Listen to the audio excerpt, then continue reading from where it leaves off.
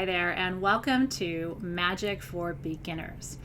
This is my comprehensive class for beginners who are just, starting the road to their own magical practice and process, or for seasoned practitioners who want to refresh on the basics. And I'll tell you something, I appreciate a refresh on the basics. I always ask my teachers, in fact, it's one of the first things I ask when I begin working with somebody is, tell me about your process. Tell me about the basics for you. What are your must-have tools?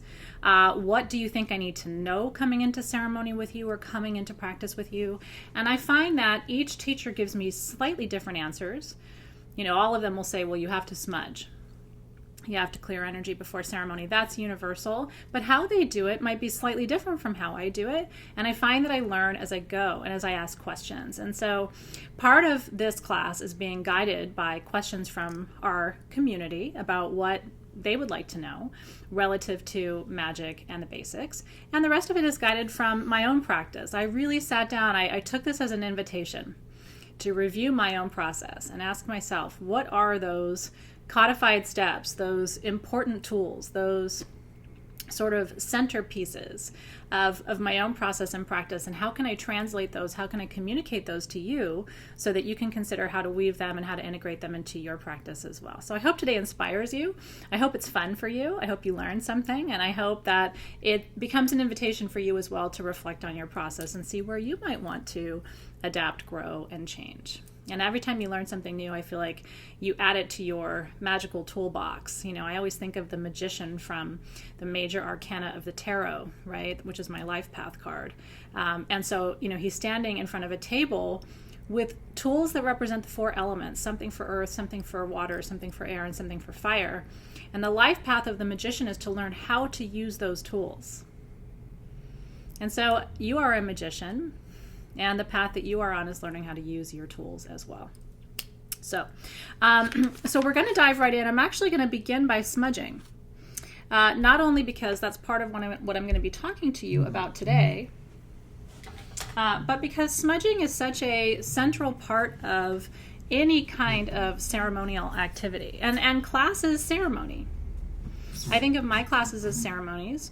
I think of my time with you as ceremonial. And so whenever we do any kind of energy work, which includes the transmission of wisdom, it's always good to clear the energy beforehand. So here we go with a little white sage. I'm going to walk you through more of what I'm doing today so that you learn as we go in the process of even being together for this class. So this is ceremonial white sage that I have just lit. The Latin name is Salvia Appiana. And one of the things I'm really proud of at Sage Goddess is that all of our Salvia Appiana is organic, sustainably farmed by a couple who does that work. That is their life's work, is to sustainably farm Salvia Appiana. And so it is endangered. It's very difficult to grow. White sage grows really in the southwest of the United States and in the northern coastal sections of Mexico, and it is a delicate plant. It's very hard to root. If you can grow it from seed, but it's extremely hard to root, and it is delicate in terms of how it prefers to be irrigated. It's used to desert rain, and so it really likes being irrigated very lightly from above. But if you're growing Salvia Appiana in your garden, you're probably not irrigating it that way. You're probably irrigating it from below, which leads to sort of soggy roots, and is the exact opposite of what this plant wants. It wants dry roots, but sort of, moist leaves. And so learning how to irrigate the plant is really a big part of being able to successfully grow it as well.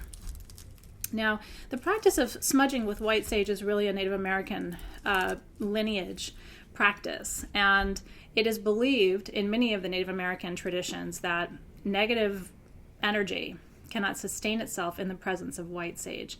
That's been my experience too. To me, white sage is one of the big guns. The other big gun for smudging is this one right here, which is black sage or mugwort. And that's what black sage looks like. You can see the leaves. Very different, right, from white sage. But white sage is a member of the Salvia family, and mugwort is a member of the Artemisia family, which is very different. It has a different scent, a little more herbaceous. It's less harsh. So a lot of people don't like white sage, which I always say I understand, right? Because it is an intense aroma. It's something that you sort of have to get used to.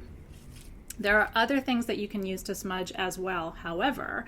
And because this is a really comprehensive guide to magic for beginners, I want to share with you some of my other favorite options, just to make sure you have a repertoire of options at your fingertips as you deepen your practice, as you expand your practice, as you learn more and as you grow. You're going to want to switch it up. You're going to want to incorporate more of these medicines, these plants and these woods and these resins. They are allies to you. And each one of them has a different spirit. And one of the great joys, I would say, of my medicine path, my path to learning how to work with medicine of all kinds. I even consider gemstones to be a form of medicine, right? Sacred medicine. One of my favorite parts of the medicine path is meeting these new allies along the way and integrating them into my practice, learning how to work with them in a new way. And sometimes I even go back and very intentionally reintroduce myself to some old favorites like Palo Santo. Palo means stick in Spanish. Santo, of course, means holy. And so this is the holy stick. And, it's really interesting. The first time I ever worked with Palo Santo, I remember being somewhat disappointed because I had been working with white sage primarily. And Palo Santo doesn't stay lit very long, and it doesn't emit a lot of smoke. In fact, I'll let you kind of watch with me live. You'll see it puts itself out, basically. And I'm somebody who, maybe it's my double fire sign, profile, but I like a long burn. You can see it's already gone. And so to continue to work with Palo Santo, you have to light it again and light it again and light it again. The beautiful part, though, is it is somewhat self-contained. I mean, it's sort of a blessing and a challenge at the same time. If you live in a small space, if people in your family don't love the smell of white sage for whatever reason, then you might consider Palo Santo as a really powerful and effective alternative. Not only does it offer the same sort of protection energies that white sage does, although I would say I don't think they're quite as strong as the protective properties of white sage. But still, Palo Santo is a protective medicine, but it's also a magical healer.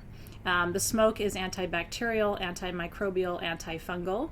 And so in Central and South America, this is what the grandmas do. They burn Palo Santo when someone is sick and have the person inhale the smoke. They put Palo Santo in the shower so that the heat releases the oils, right, from the wood. And so it creates sort of a really natural, beautiful steam bath. The scent is absolutely heavenly. So there's lots of ways to work with Palo Santo, and I highly recommend it. I wanted to show you there's some even sort of more non-traditional options that are available that you'll see sometimes. Vetiver is one of my favorite roots. This is actually the root of the vetiver plant. I grow vetiver at home here in Southern California, and it really thrives. And vetiver is very grounding, very calming, very centering, and you can work with the essential oil version or the herb version, the root version. But there actually is a company that bundles vetiver so that you can burn it as a smudge. And isn't it beautiful? That's what vetiver root looks like. And then you get a very tiny amount of smoke, but it just brings you into present time like nothing else. And one of the things I'm going to teach you in this video is about the value of present time. One of the main questions I get asked in our community all the time is, okay, I've got a hectic life, right? I've got a hectic job, I've got family, I've got all the pressures, and then I come home and I want to do ceremony, I want to take a class, I want to learn, I want to grow. How do I transition from my cray-cray day to this other world? And we're going to talk about that today. I'm going to talk about that with you in this video. Because the main thing is you want to create non-ordinary space.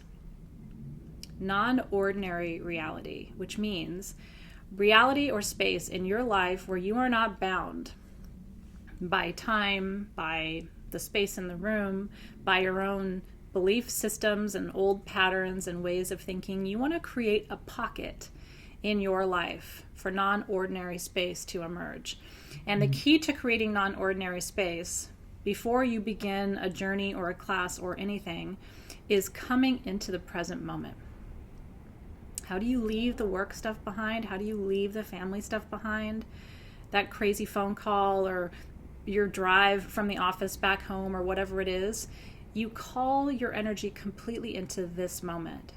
In fact, I would challenge you. I bet even while you're listening to me right now, there's probably part of you that's still thinking about something else, like, what you have to do later after you're done watching this video, or what you did yesterday, or what you might be doing tomorrow. I want you to notice that even in a moment like this, where you probably are paying good attention to something that is trying to get your attention, how much your mind, your sort of, that mind, that conscious monkey mind that we're always all struggling with, how much it still wants to pull you out of this moment. So I want you to take a moment right now and practice with me, bringing your full attention into this moment. And we're going to do that. I'm dropping you right into an exercise, and that's how this video is going to be, by the way. I'm going to teach you by also showing you. So we have smudged and cleared some space. And now I want you to, as an exercise to come into present time, I want you to bring your full attention to the very top of your head, right here, crown chakra. And take a nice deep breath in. Exhale, release every little bit of that breath out of your body.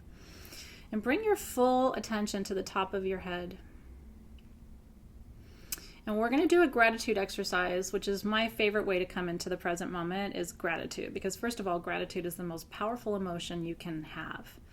Next to love, it's gratitude. If you are grateful, if you start being grateful today, your life will change. And it won't be because of me or this video or anything else. It'll be simply because you're learning how to be grateful for what's around you right now. We are trained, especially in the West, to be grateful at some future time. I'll be grateful when I lose 10 pounds. I'll be grateful when my marriage is better. I'll be grateful when my kids graduate or whatever. We're always, postponing our happiness and our gratitude. And so the number one thing you can do to change your life truly on a profound level is to start to be grateful for where you are. Wake up in the morning and just say, thank you for this life, which might be crazy and stressful and weird. And everybody's is sometimes, but it's still so much beauty and so much magic. So we're going to start by saying thank you to the top of your head. I'm going to say thank you to your brain. You can close your eyes for this or leave them open. Bring your attention to your breath as well, the inhale and the exhale. Thank you, brain. Thank you, left hemisphere and right hemisphere, for all of the processing and the wisdom that you transmit and receive and transfer. Thank you to your eyes and to your ears and to your nose. Thank you to your mouth and to your chin. Thank you to your throat for expressing, for sharing, for singing. Thank you to your heart. Thank you to your shoulders. Thank you to your lungs. Thank you to your elbows and to your arms and your wrists and your fingers. Thank you to your whole digestive system, small intestine, large intestine. Think about, as we're going through, think about what all these things do for you. And they ask nothing in return. They're just at your service. This kind of micro attention transports you from there to here. Thank you to the reproductive organs. Thank you to ovaries and testes.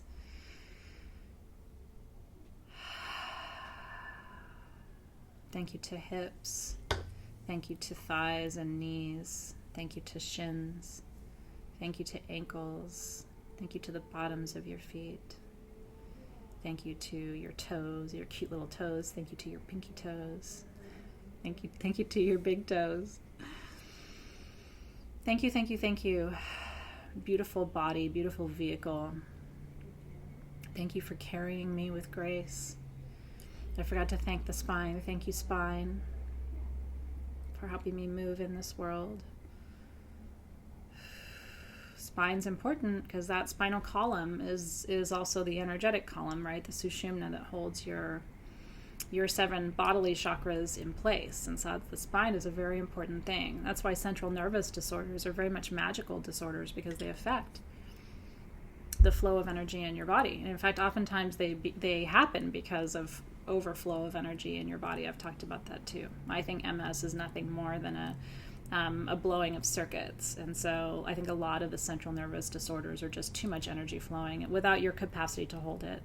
The diseases like that tend to manifest at important development stages in your life. And that's why the courses I teach are important, because I'm going to prepare you for what's coming so it doesn't blitz your system. I think that's partly why a lot of you are seeking deeper wisdom, because you recognize that there are sort of tidal waves of information coming, and that if you don't prepare the container to hold that wisdom, it can be really challenging. It can be physically taxing and stressful on your body. So it's very, very important. And so that is the first step. Coming into present time is the first step to creating and setting sacred space, which is non-ordinary space, a space outside of space. Sacred space, by the way, doesn't have to be in some like separate room, you know what I mean? Or sacred space can be in your home. Sacred space is where I am right now, just because I'm here and I'm doing this work. Sacred space is wherever you are right now. And so you can dedicate a separate place. And I think for your work in Soul Shift, I would recommend that you have some kind of pocket or corner that's just yours. You know what I mean? Where you don't have to worry about people moving anything, and you don't have to, that when you step into that little pocket or corner, it could even be a small corner of a closet. That's where my altar was for many years, was a corner of my closet under my jackets. You know what I mean? So we had no space. But man, as soon as I sat on the carpet in front of that little altar, I was in non-ordinary reality. I'm going to talk to you today about how to set that up so that you really can experience that, because altar arrangement and placement and maintenance is part of what we're going to be learning about today. Okay. I also want to speak briefly about creating a container. I'm going to talk to you about opening circles and calling to the directions next. And the reason a container is important. When I was first learning about magic, the teacher who was teaching us dove right into spell work. This was eons ago when I was a teenager. Not a tradition I honored or worked with for very long, but one that, because it doesn't resonate with me personally in my own path, but I learned a lot, and I learned a lot about what to do, and I learned a lot about what not to do from that particular experience. And so they dove right into spell work, but they didn't teach us how to open a circle first.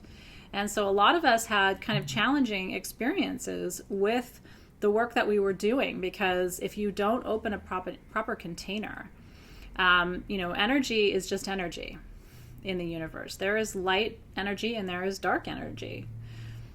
1000%. And the reason I know that for sure, beyond my own physical lived experience of light and dark energy, is the Hermetic principles, which I'm also going to share with you, in fact, right after we talk about the directions. And so because there is polarity in the universe, which is one of the 7 Hermetic principles of self-mastery, then you have to believe that if there is good energy in the universe, there must also be its opposite. And so when you open a circle, a perimeter, think of it as a perimeter or boundary. Okay, a circle is a boundary that says, this is my work that I'm doing right now. And you dictate the terms. And so you have to set an intention for what is welcome in your space. Well, we're going to do that together today, because I think it's good for you to set an intention for your work for Soul Shift. And I have set an intention for the container for it as well. I have created a perimeter, and dark energy is not welcome in Soul Shift. And so even those who are in service to dark energies really won't find themselves welcome in the container. And that is why. It's a very real thing. And people will feel either attracted to a container or repelled by it on the basis of what has been allowed to be present in that container. I hope that makes sense. My tool for opening circle, and you know this because you see me use it all the time, is selenite. This is a beautiful wand that a master magician in my life made for me, and I love it truly and dearly. It's one of my favorite things. And so this is what I use to open a circle. We've actually had these wands without the magic Merkaba situation on the end.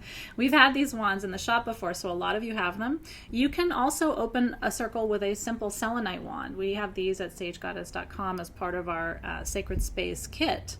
It comes with Sacred Space perfume. This would be a good one if you want to collect some of the basics. That Sacred Space kit also comes with a Sacred Space candle. which is a nice all-purpose candle for setting non-ordinary reality. That would be a good one for you to have if you felt called to a new set of tools, and that would get you the selenite as well. By the way, the notes in Sacred Space perfume are mugwort, which is black sage, right?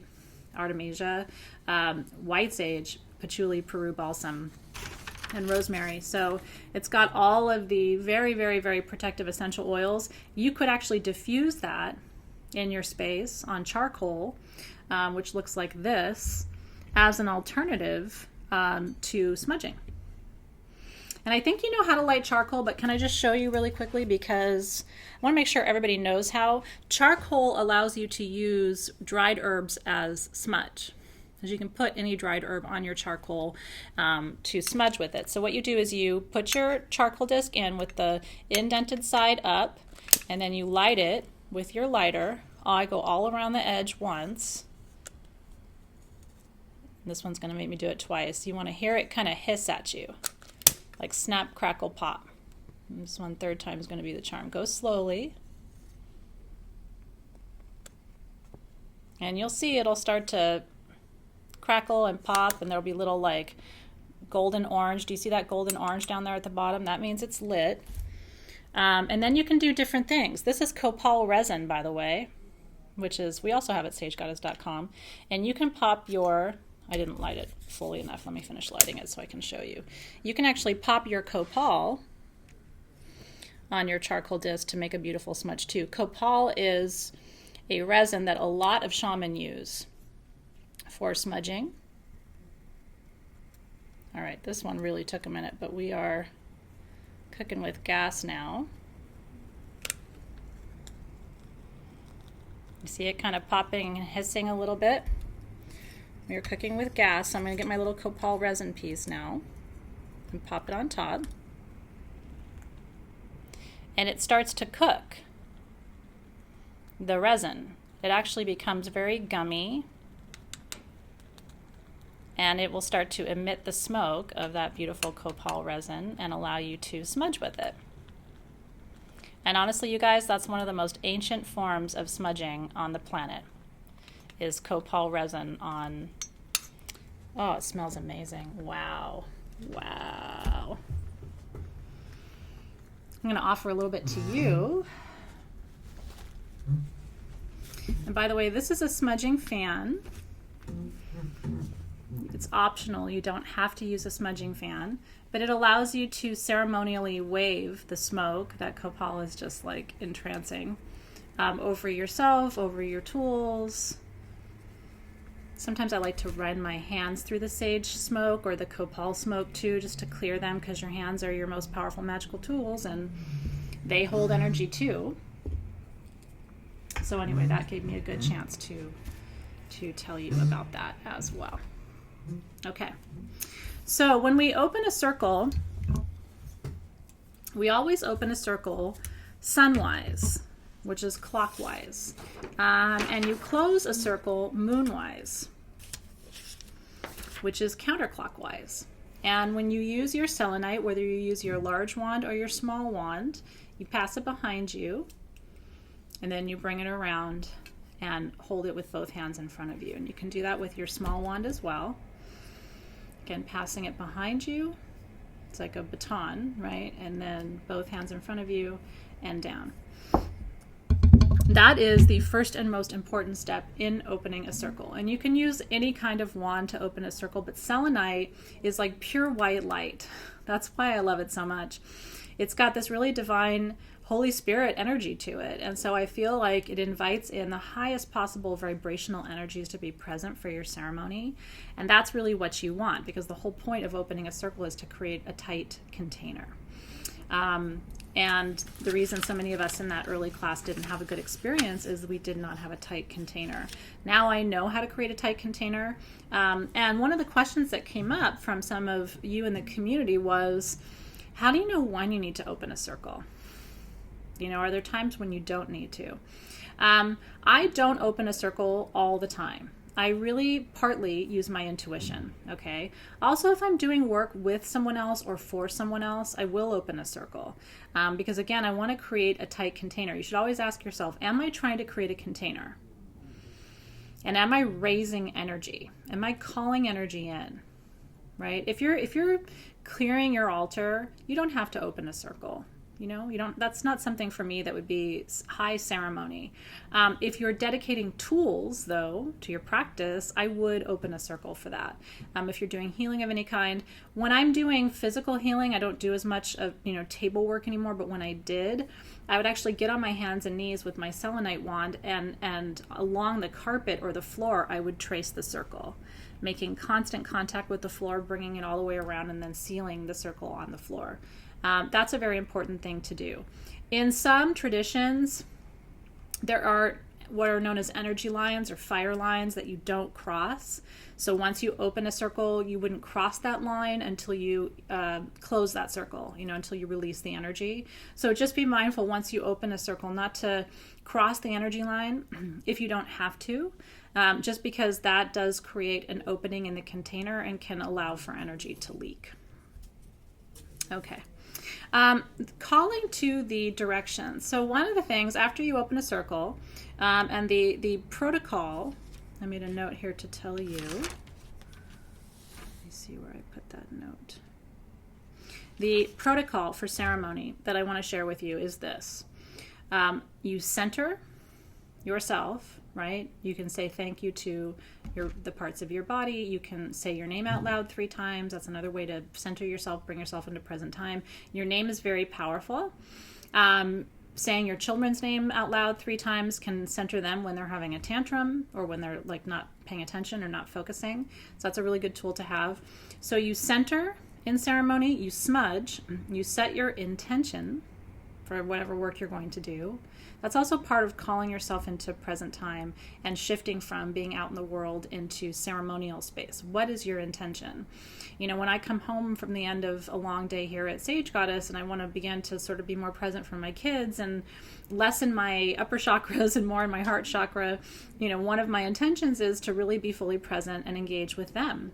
And that allows me, by setting that intention, it allows my energy field to shift and become aligned with a different vibration. So that's something to focus on too. Then you open your circle with your selenite. You call in the guardians of the 4 or 7 directions. You do your work, which is raising energy, directing energy. Then you release the guardians and thank them. Then you close your circle and you ground your own energy. So that is the sort of high ceremonial protocol, at least as I teach it and at least as I do it in my own practice. Okay, I want to talk to you about the elements, and I want to talk to you about 4 elements versus 7 elements. I think that's really important. Traditionally, up until this year, in fact, I have always called to the 4 directions, starting in the east. We always start in the east. And that's largely a Native American practice to begin in the east because the day begins in the east. If you think about the 4 directions are aligned to the 4 times of day, right? So you have morning, you have midday, you have afternoon, and you have evening. And so because east is the rising sun, east is the direction of dawn, that's where we like to begin in terms of most ceremonial traditions, and most lineages like to begin by invoking first the element of air in the direction of east. So traditionally I've always welcomed east and then south and then west and then north. But what I've begun to do, especially as a result of the influence of my teachers, is to invite guardians of the 7 directions, because if you think of it as 2 planes of existence, right, you really are only speaking to one plane of existence when you welcome in air, fire, water, and earth. The second plane of existence, the other axis, goes from the upper world, right, Father Sky, to the center world, the middle world, you, right, to the lower world, to Mother Earth. Pachamama, right? And so what I'm going to be doing in 2019, which is part of why I wanted to do this video, is I'm going to be switching from more of a pure 4 elemental direction or invocational direction, which is wonderful, right? There's nothing wrong with it. It has served us well all these years, and I still think it's a really solid way to work with those energies, but I'm going to be switching to a 7 directional invocation for most of my work. And so when you hear it, I didn't want you to be like, where did that come from? It's really about integrating the other axis to recognize that there are multiple planes of existence, especially in magical work. You have to be able to think outside of that box, of that sort of narrow, linear way of seeing the world. Okay, so what are the 7 directions? So, of course, in the East, we have the element of air. And I want you to think of the direction of East as representing all of the winged creatures, right? Eagle is there, hawk is there. This is the direction of the beginning of life. This is conception. This is the moment of the sun's rise, right, over the horizon. And so this is the breath of life. This is prana. This is chi. This is your ability to bring yourself back to the inhale and the exhale, to sort of the building blocks of your own life. And so that is the direction of East. And so when we call in those elementals, and by the way, when I talk about guardians of the directions, I want to speak to this first, then I'll come back and go through the other directions with you. One of the questions from the community has been, why do we do this? Why do we call to the guardians of the 4 directions, the 4 gateways? Where did that practice come from? It's actually very interesting. It has its roots in ancient India and Tibet. From the Brahman path comes this idea that nature is really a spirit world. And that, in fact, the nature itself are all of these spirits divided along these elemental lines, and that part of your magical work is to appease them, is to give offerings to them, is to welcome them into your space. And so the directions are not just lines on a map. That's where we've landed in Western society, thinking of everything, again, very one-dimensionally, in a very linear way. But the reality is the directions are alive. And so that tradition from the Brahmins in ancient India, right, which is sort of core Hinduism, through into Tibet, also seeing nature as alive and seeing nature as having guardians or elemental spirits, then transferred to ancient Greece and Rome. And of course, in Greece and Rome, we know that the nature spirits were revered and honored, and were made, offerings were made to them. So we have those sort of ancient roots. But I thought you would like to know that it goes back all the way to ancient Hinduism, which ultimately, fundamentally, those are the deepest roots of spiritual practice that we have on this planet.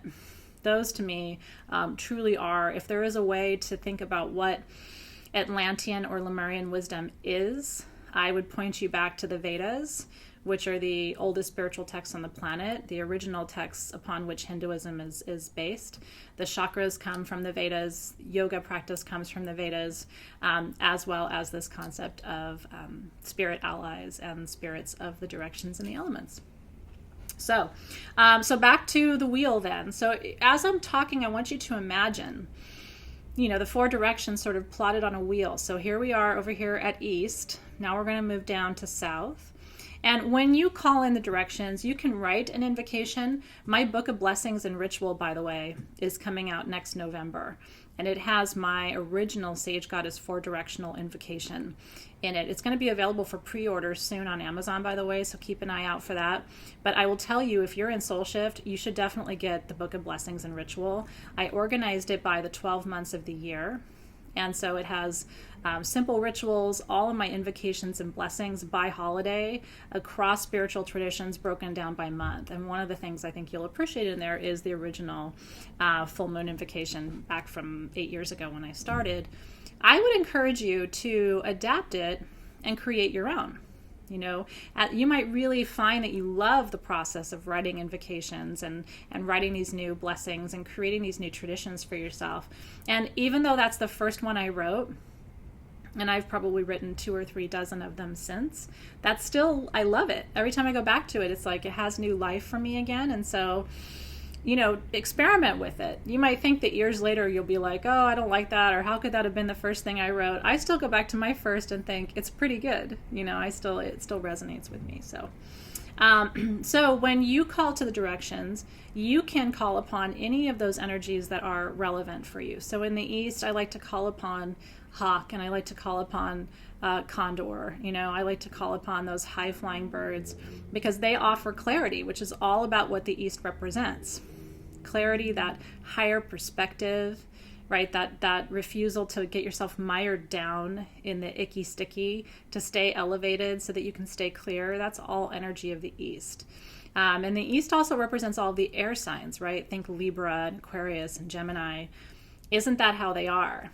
They tend not to get mired down in the bog of life. They tend to be effervescent people who stay above, right, and always have that perspective and clarity, and are able to communicate it effectively too. So that's all air element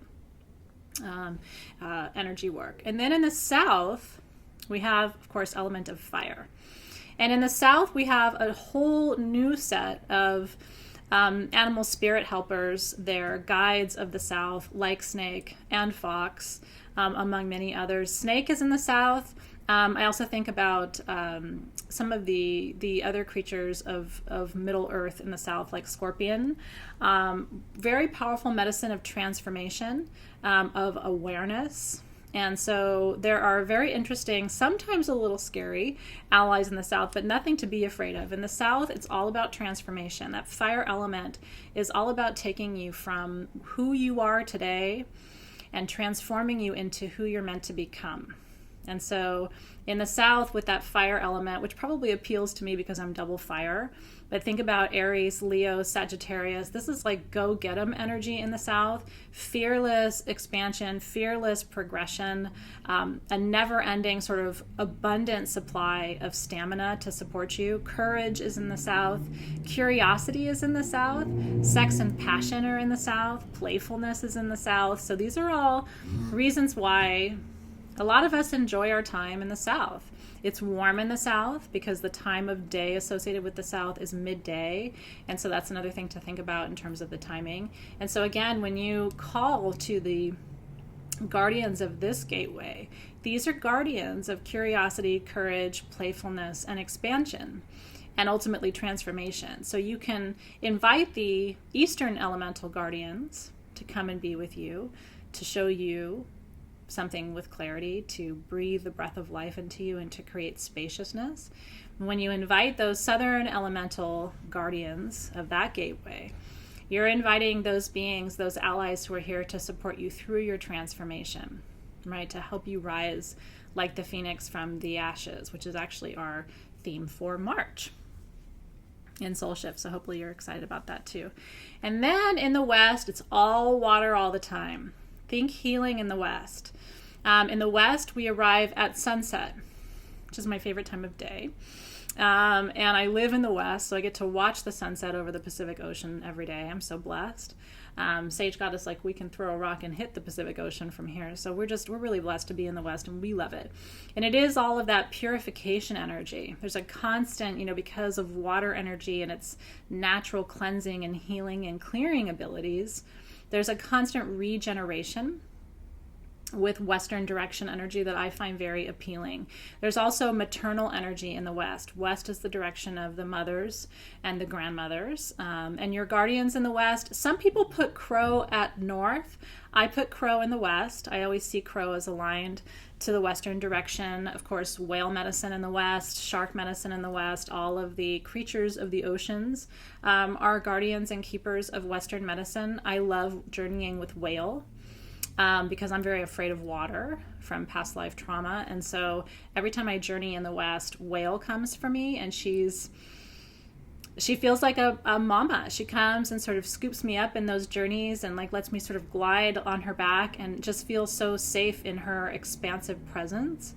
And so you can really learn to surrender your fear in the West. Because, again, the West is coming in with those waves, those tides, to remind you that everything is cyclical.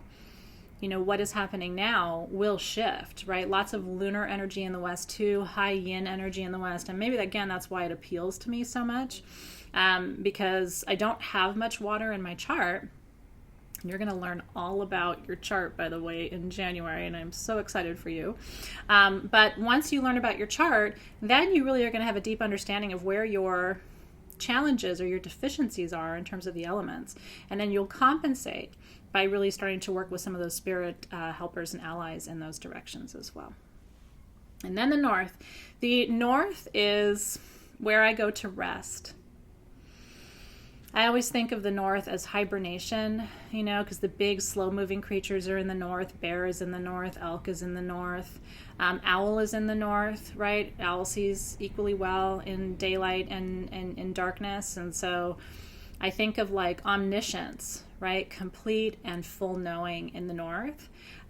It's grandfather energy in the north as opposed to grandmother energy in the west.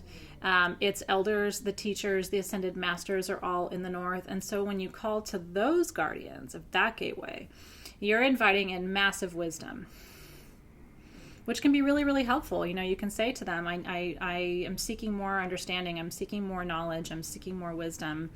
Illuminate the path for me. Show me what needs to be seen. Guide me and support me. Think of this as the parental direction. You come here when you sort of don't know where else to turn. The north is always present. And it's one of the reasons why I think, anyway, the North perfume has been in our top 10 of all-time Sage Goddess customer favorite perfumes, because it's made with that fir balsam absolute from the northern redwood forest, and it's pure.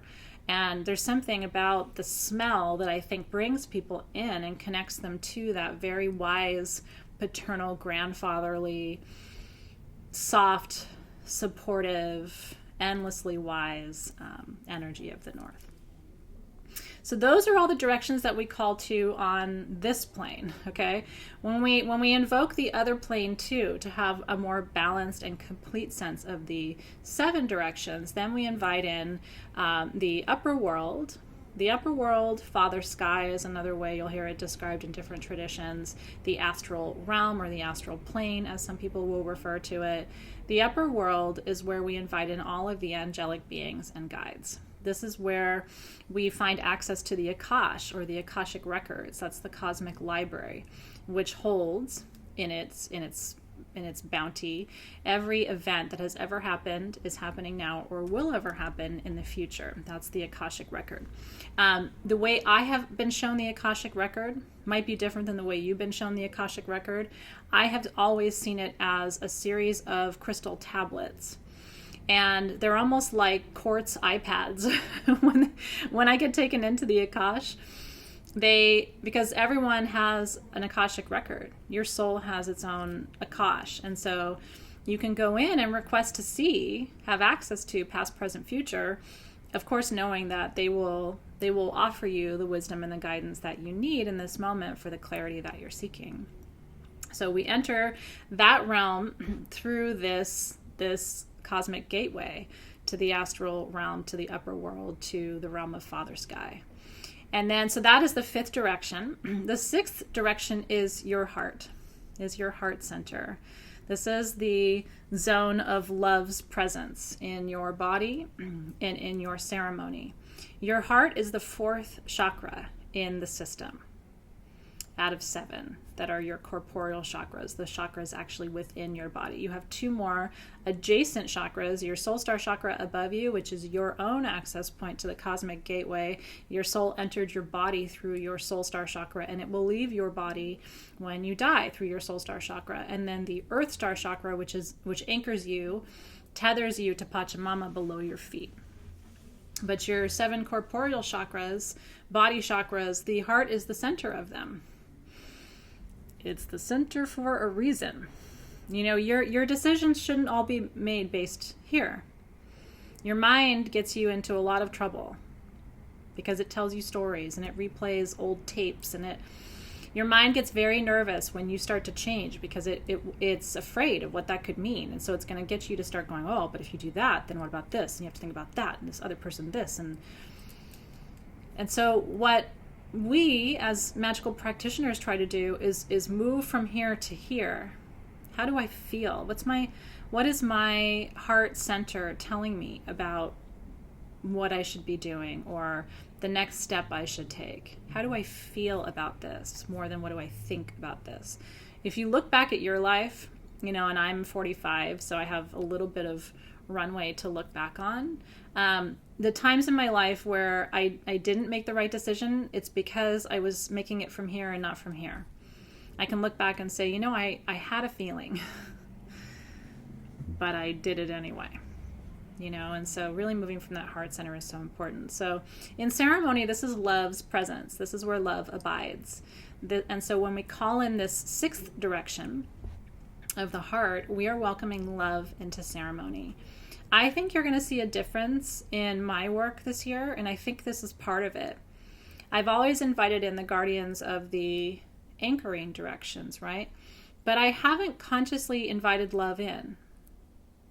It's an interesting idea, isn't it? Have you been inviting love into your ceremony, and what does it look like? And I don't mean like soulmate love. I don't mean romantic love. I don't mean any of that. I mean the abiding love that rests within the entire universe, the love that created you, the love that will escort you home when you're finished, the love that means that you and I are the same, no matter how different we may seem or no matter how far apart we are physically. I'm talking about that love. Inviting that love into your ceremony is a beautiful thing to do. And so you might even think about that now, like close your eyes, let's do that together. It's a beautiful exercise. And so in this moment, into our work here together, the magic of the beginning practice, the magic of coming back to basics, the magic of understanding why we do what we do, not just what we do, but why. We want to invite in those guardians of the East for clarity and those guardians of the South for transformation into this circle, into this moment, inviting in those guardians of the West for healing, those guardians of the North for wisdom, inviting in those guardians of the astral realm for that really divine insight, powerful insight from the astral realm. And then we want to invite in the guardians of the heart center, the guardians of the heart space, your heart space, my heart space, the universal heart space. And we want to ask that love abides in this circle, that love abides in the work that we do, that love abides in the relationships that we hold and the ones that we build and create together, that love abides in our conversations and in our ceremonies this year. And love, we just welcome you into the space. It's not unlike welcoming the Holy Spirit. If you were with me for that meditation and sabbatical, it's very much not unlike that process too of welcoming the Holy Spirit into the space. And then the seventh direction, we might as well move right into that space, is the lower world, is Mother Earth, right? Is Pachamama. And that's the mineral and crystal kingdom. So we want to invite in those allies, those guardians of that gateway, helping us access Earth's own crystal and matrix. And I always imagine it like these beautiful magical veins and arteries of energy expanding out from our work and tethering down into all of the crystals in the earth and almost lighting them up from within. I love the idea that somehow we can activate crystals through the ceremonial work that we do. It becomes almost an act of service to the planet when you raise energy and you invite in those allies and those elementals of the seventh direction of the lower world or the crystalline gateway. And so again, how you choose to customize this, how you choose to adapt it is completely up to you. It's beautiful, isn't it, to think about welcoming the crystal kingdom into your ceremony, right? It's like it connects all of the crystals that you're working with back to their kindred in a really beautiful way.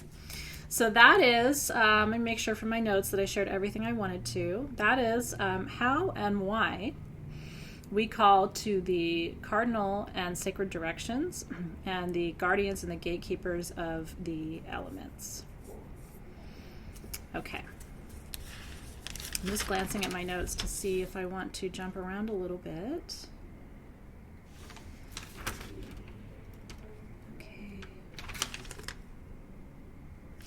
I think I'm going to talk about the Hermetic principles next, and then we'll move into altar placement and arrangement. I want to try and give you something of a chronology, even though all the things that we're talking about are things that you could do at different times and don't necessarily have a linear order to them. Okay. A lot of my practice hinges on what are known as the 7 Hermetic principles of self-mastery. These are, depending on how you trace the lineage of them, and by the way, the 7 Hermetic principles guide every major spiritual and magical tradition on the planet, including the mystery schools from Greece and from Egypt, including the shamanic traditions in many ways, also, tip their hat to the 7 Hermetic Principles. I don't know any serious practitioner of magic who doesn't know them, doesn't believe in them, doesn't work with them. It is said that if you really understand the 7 Hermetic Principles, which I'm going to briefly teach them to you right now because it's so critical for beginners.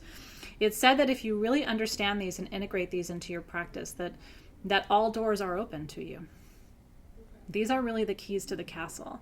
They're complex, and there's much more to them than it seems at first. So if as I talk about them to you, if you're sitting there going like, really, that's one of the keys to the entire universe, understand that as with most magic, what seems very simple is actually quite complex. Which reminds me, I want to talk about food and drink too. Are you having fun? I know this is a recording, but I kind of want to stop and dance a little bit and see if you're having a good time. I can't keep it too serious for too long. I hope you're having fun.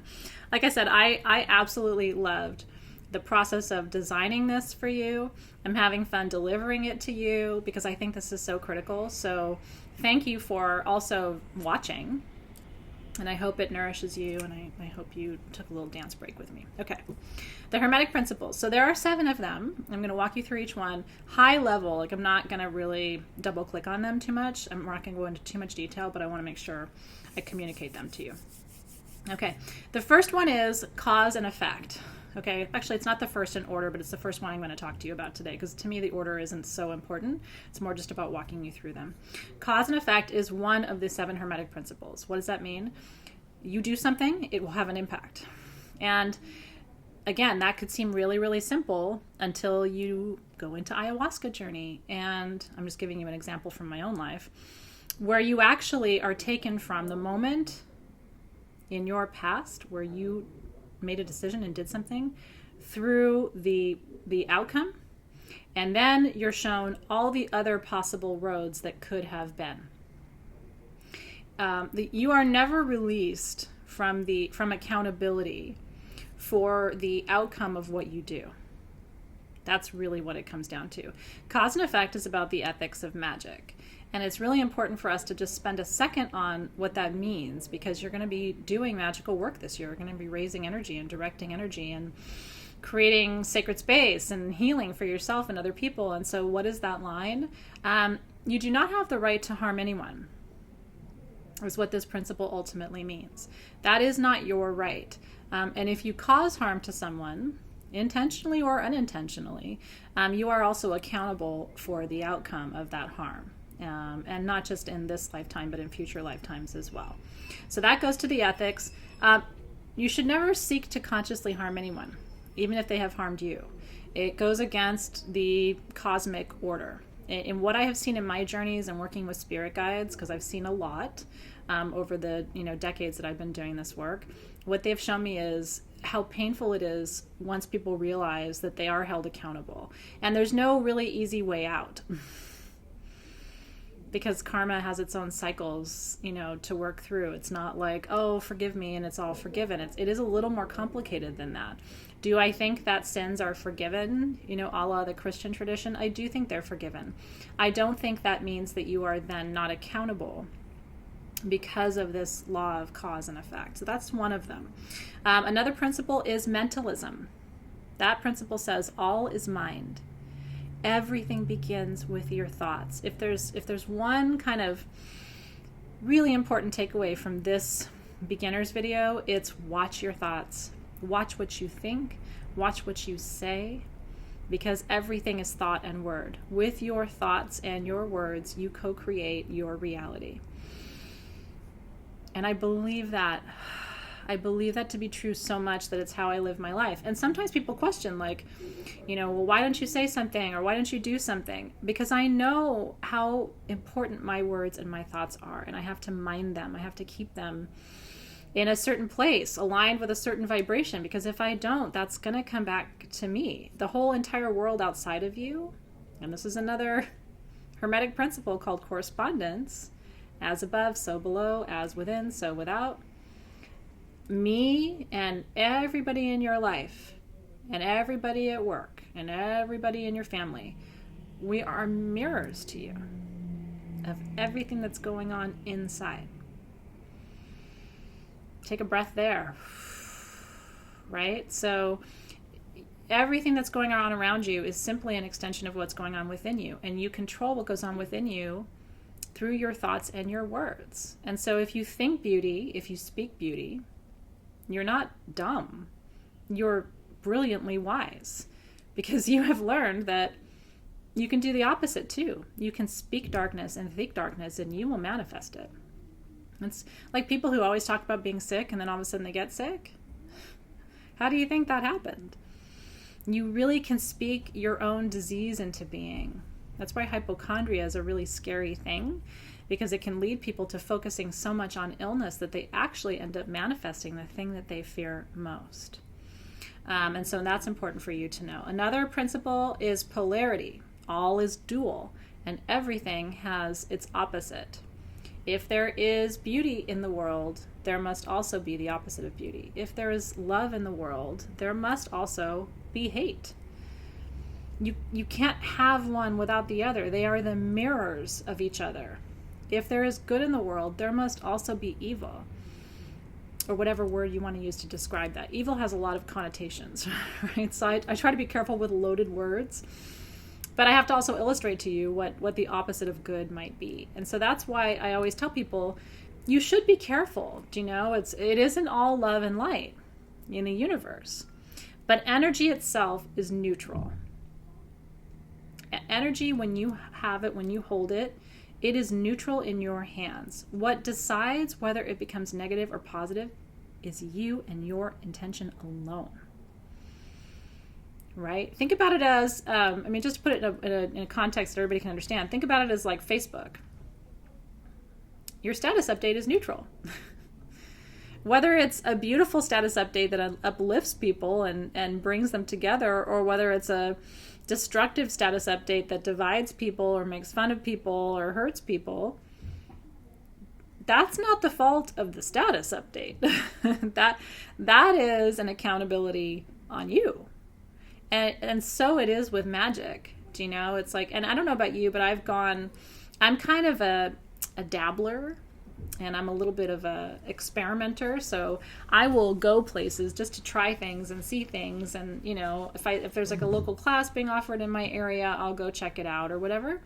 Not so much anymore, because I'm way too recognizable now. So I have to be careful where I go, trying to be kind of incognito, because this is kind of hard to be subtle. But anyway, I used to go to a lot of classes and experiment. And how many times or metaphysical bookstores is another great example. You walk in and you walk out. Why is that? Because there is dark energy, and you sense it pretty quickly.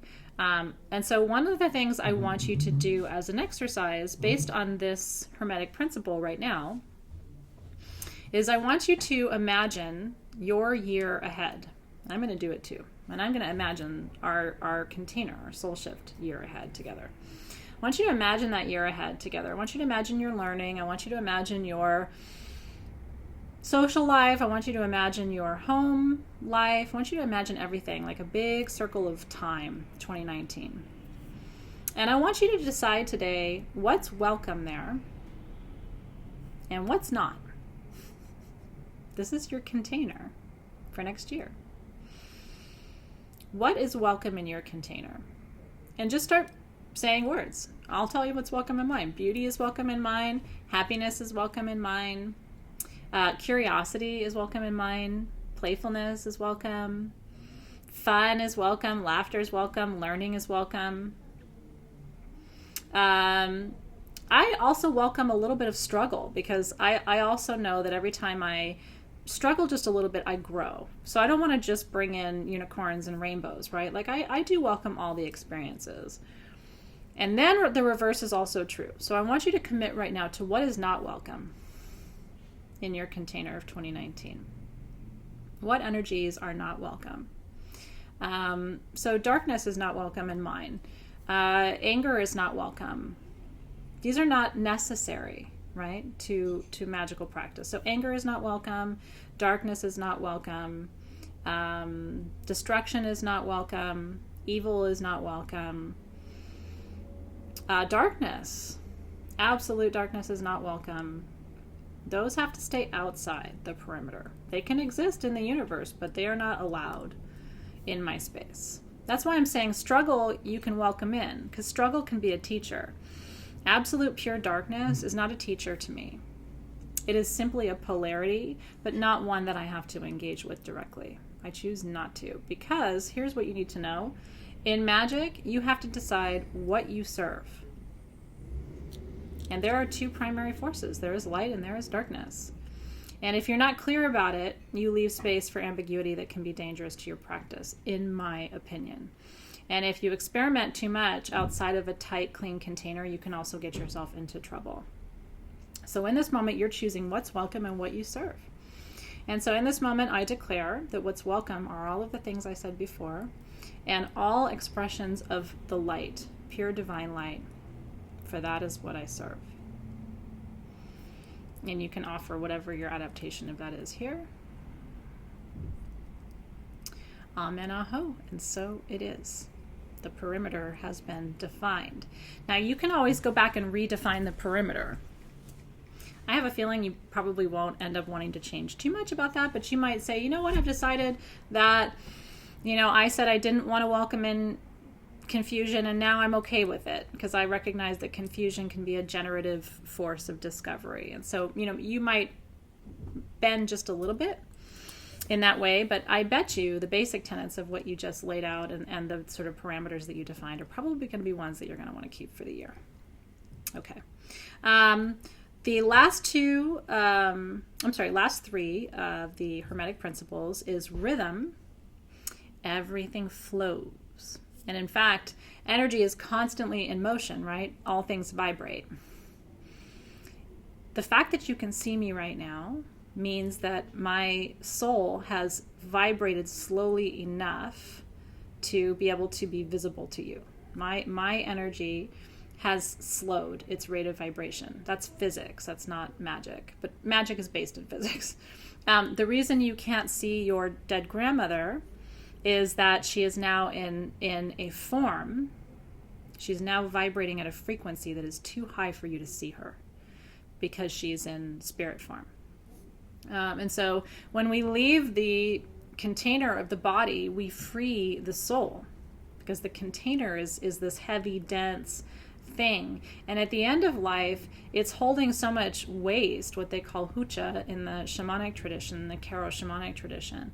It's holding so much hucha and waste that it has to be composted back to Pachamama.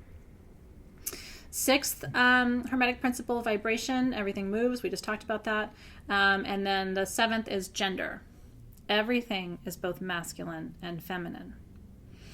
Why is that important? Because you have to, even languages, right? Your crystals are both masculine and feminine. You are both masculine and feminine. And so if we don't recognize the necessity of integration, right? I always talk about how masculine I am. I'm a very masculine woman.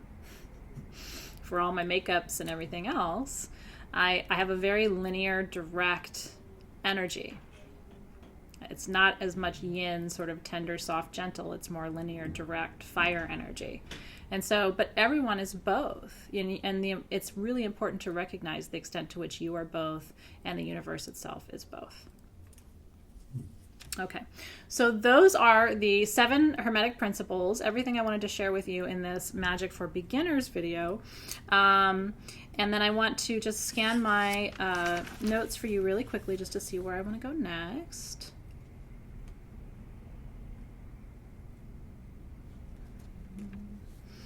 I wanted to briefly mention that there are 6 spiritual gifts. Again, it might seem like I'm jumping around just a little bit, but I want to cover as much as I can in this video. There are 6 primary spiritual gifts that you should know about. We're going to be working on developing all of them this year, but you will always have 1 or 2 primary gifts and then 3 or 4 secondary gifts or even tertiary gifts, ones that are sort of either delayed or not fully developed. It's not how Spirit communicates with you. So I'm just going to run through these 6 of them really quickly so that when I talk about these this year, they're not unfamiliar terms to you. The first, clair ability, and by the way, clair means clear, right, in many languages. And so clair, C-L-A-I-R, simply means clear.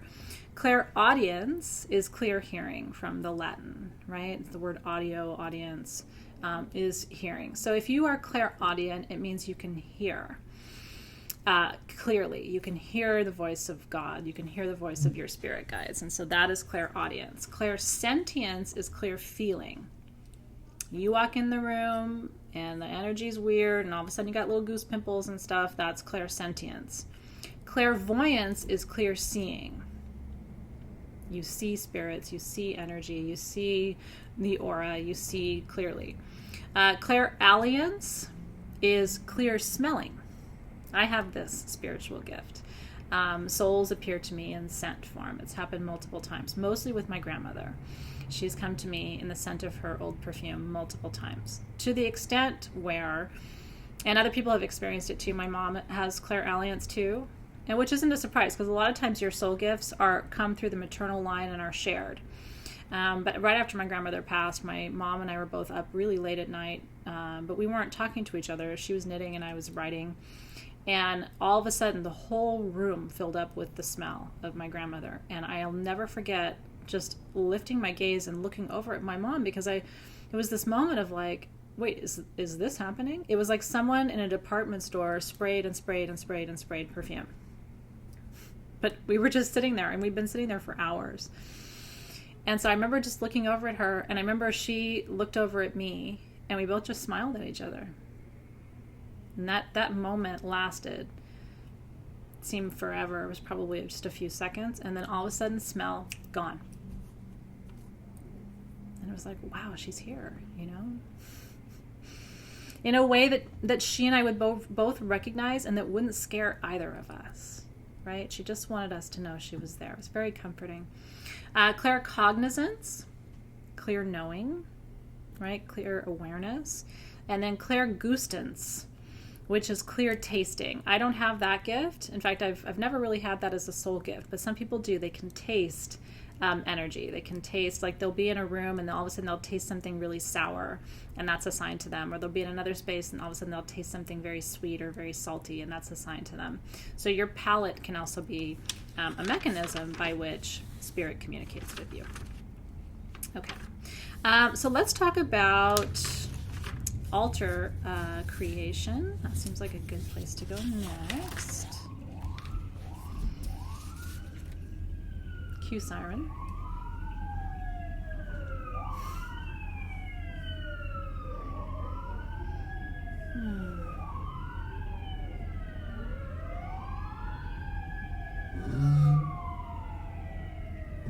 Okay. So we're going to talk about how to build an altar, and then we're going to talk about where to place your altar. And both of those are very important subjects that I want to spend a few minutes on with you. I'm going to be teaching you about the Bagua map in this video, and I want to encourage you to use it as a tool. I'm actually going to show you, I printed out for you from a website that I found on Google, what it actually looks like to plot the Bagua map over a room. So hopefully that'll be a really insightful part of our time together today. So altar building is pretty simple. Now I have altars everywhere. I always joke, and my husband would tell you it's true. If there's a flat surface in my house without anything on it for more than a day, something terrible has happened because I look at every flat surface as a potential altar. Truly. I mean, the little sink next to my bathtub is an altar, and my little vanity tray in my bathroom is an altar, and so on and on and on. But you should have one primary altar. I think it'd be really beautiful for you to have a primary altar for Soul Shift this year, where you set up your mesa if you're working with it, or whatever tools you're working with for class. And so we're going to talk about where to put that based on what your primary intention is for the work that we're going to be doing this year. So what goes on an altar? You ready? It's so simple. At least one object to represent all 4 of the elements. You don't have to represent all 7 of the elements, but you do have to represent the 4. And that's how you create a balanced altar, a powerful altar, and a significant space outside of ordinary reality. That's the primary thing you need to consider. So what do? You need to have something that represents water on your altar. That's why we use abalone shells. In Native American practice, the shell represents the element of water. It came from water, and so you can see why that part of the tools that we work with would be considered a water element tool from that perspective. I have a little water whistle here.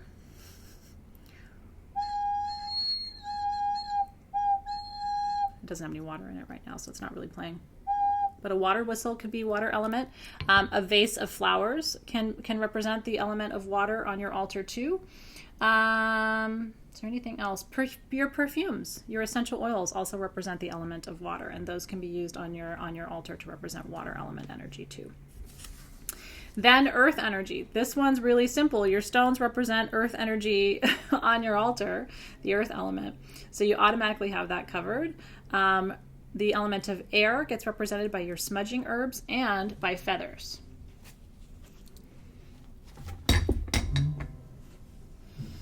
So this is the first smudging fan I ever made for myself. Still love it so much. Every feather in this fan was gifted.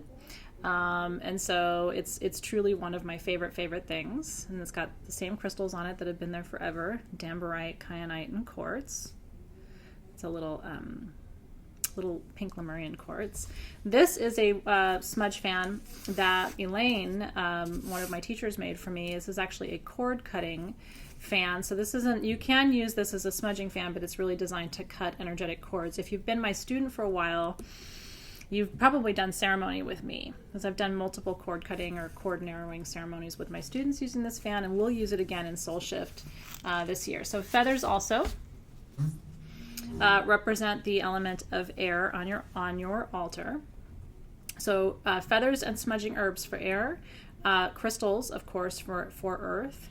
You want to use your perfumes or a vase of water with flowers or an abalone shell for the element of water. And then for earth, for fire, that's your candle. That's why candles are so important. Candle magic is like critical to the work that I do. And when you light that flame and you gaze into it, you should really spend a minute there, right? The fire element, which we're going to work with so closely this year, is the element of transformation. And because that's primarily the work that we're doing in Soul Shift, that's the reason, by the way, that I made this candle, the Soul Shift candle, in case you missed that one. This was one of my favorite candles of the year. And we put these beautiful little crystal butterflies on it. Aren't they pretty? Our little Soul Shift butterfly candle. This candle is made with, by the way, the notes in it are the same as notes as your Soul Shift perfume. Rosewood, carnation, Buddha wood, and sorrow, S-A-R-O, which are the 4 notes. The Soul Shift perfume, by the way, when it comes, it is my favorite perfume, I think, of all time. It is so beautiful. We've never done that combination of the carnation with the sorrow and the Buddha wood, and I'll tell you more about that when it comes, but it is truly magnificent. I think you're really going to enjoy it. Okay, once you have something to represent all 4 directions, which, by the way, your mesa covers everything, right? Because you have something in your kit each month that represents each one of the 4 directions. Then what you want to think about, I don't know if you can hear, but the showroom is downstairs, and somebody's having a really good time down there, which is great. They should be having a good time down there. This is the Bagua map. Which is a map of energy flow in spaces. And by the way, this is kind of like with everything else, this is kind of a crash course. So we'll talk more about this, especially if you have questions, but I wanted to cover the basics of it for you so you understood it. You want to think of this as a room in your house, or you can do a Bagua map for your entire house. This is the south, this is the north, and then this is the east, and this is the west. So I'm going to make sure you have access to this. Your wealth corner, as I've always taught you, is the southeast corner. And then if you go to the southwest corner, that's marriage. It's really great if you have your bedroom in the southeast corner of your house, but if you don't, you can set up a little altar for your relationship. This is the north, so the northeast is knowledge. So let's say you're working on your soul shift altar, and your primary intention is health and well-being. That's really what you want to transform and shift in your life.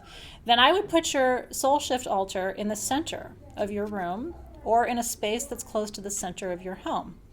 If your primary intention is that you want to transform your career this year, I would put it more toward, obviously, the north of your room or the north of your home. If you're trying to become famous, in the south you go. If you're trying to build wealth or prosperity, financial prosperity, southeast you go. And so you can see, if you're really just trying to learn and grow and cultivate your wisdom, then you're going to want to go in the northeast corner. If you're trying to transform your relationships either with your family or your children this year, then you can see where those align as well, more in the eastern quadrant of the home or the western quadrant. The western quadrant tends to be relationship, right? Although the family is over here in the east as well. So hopefully that is helpful for you to think about where to orient in your home. And so here's how somebody took that and basically overlaid onto their home, right? And so you can see how they've got a room here that aligns to abundance in that southeast corner. Their kitchen actually is, interestingly enough, it's the space of fame. And then it says my room, and that's the love room. Isn't that interesting? So you can actually plot this over a room and think with intention, energetically, about where it makes most sense to put the different altars and tools that you're going to be working with, especially this year, because, I think you should have a primary intention for where in your life you want to shift. And then use the Bhagwan map to guide the placement of your altar in the direction that's most suited to that particular energy stream. Okay. Let's see, we talked about smudging. Let's talk about supplies you need, like basic supply list. You're going to see a lot of really awesome stuff this year. I have carvers at work right now, this very minute, today, in Peru, who are working on custom tools, incredible, 12-sided chimpy stones and 4-directional totems, and things that you haven't seen yet, and they've been working on it for about 3 or 4 months now. And those tools will be ready in the spring. That's how long it takes. So you're going to see all kinds of really incredible tools this year. And when I have stuff like that, Soul Shift is always going to get first notice because there's never much of them. And so I want to make sure that those who are in my core programs have first access to them, and then everybody else can shop after that. What I'm showing you right now are just kind of like the things I think you have to have to get by, the super, super basics. One is, I do think you need a shell to smudge, and you need at least a white sage bundle. It's really important to at least smudge with white sage before class, before Shamanic Journey, right, which is our 3rd session each month, the sabbatical session. It's really important to smudge before your journey, and before our crafting, and so make sure you have a proper smudge bundle. I highly recommend a selenite wand of some kind. Like I said, the Sacred Space Kit is fun because then you're going to get a perfume to anoint with that has all of the smudging herbs in it. So it's almost like an instant smudge for your body. I'm actually just going to put some on right now because I love it. The mugwort with the Palo Santo with the white sage is pretty incredible. And then you need some quartz. You can work with just a plain quartz point. The more quartz you have, the higher your vibration gets. When people come into this building, the first thing they say is, I feel like the clock is going like this. Time goes by really, really fast here. Like, it's hard for me to believe that I've actually been talking to you for an hour and 20 minutes right now. It's like, where did that time go? But it just goes in the building.